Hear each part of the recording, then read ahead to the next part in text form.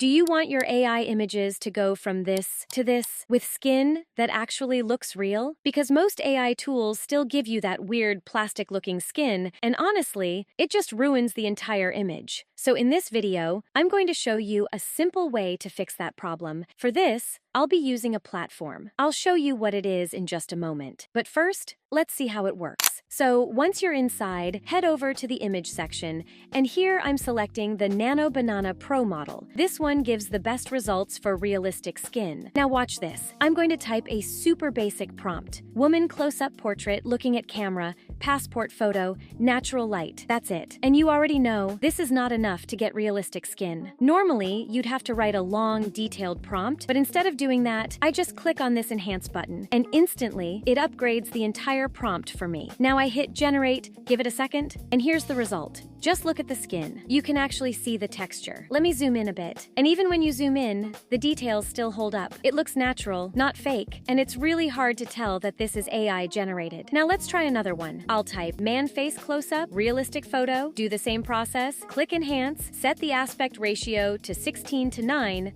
and generate. While that's processing, let's create one more. Old man face, detailed wrinkles, natural skin, and again, same steps. Now both images are generating, and here we go. This one is ready, and you can see the skin texture again. It looks incredibly realistic. If I zoom in, the detail is still there.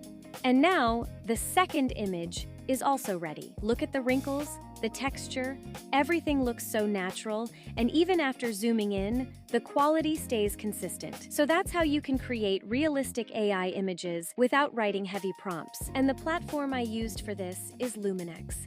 If you want to try it out, you'll find the link in the description, and if you sign up using that link, you'll get 50 free credits to test it yourself. That's it for this video, and I'll be sharing more content like this soon, so make sure you stay tuned.